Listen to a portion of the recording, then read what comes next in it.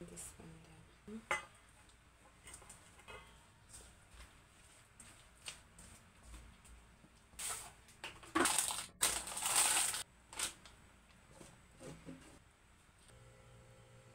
I-bake na natin.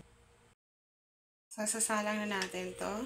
Fry siya ng 5 minutes, 180 yung kanyang init. I-bake siya ng 20 minutes.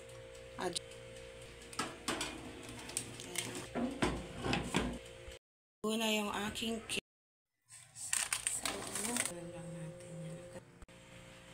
Cool down lang natin.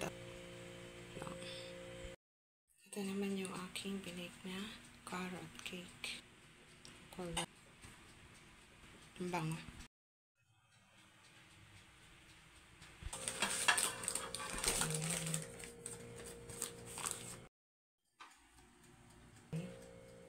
Ano sa ibabaw. Kaya nag-add ako ng yogurt.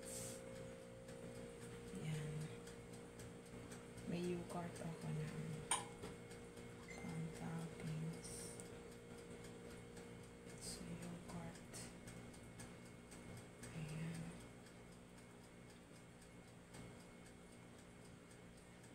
Healthy yung food ko.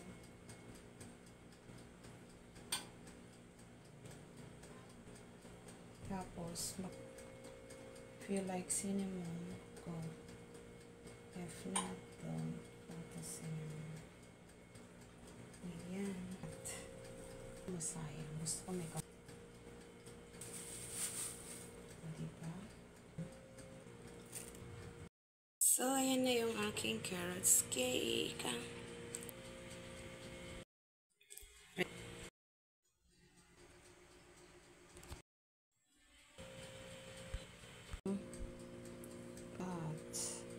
Fluffy, guys. The texture is fluffy. Fluffy siya. Tama lang yung kanyang tamis dahil sa banana. Oat milk carrot cake. Very healthy. Nilagyan ko ng toppings ng quaker at saka peanut. Sarap. Kope. Dami. Try nyo to. Sarap. Diet pa.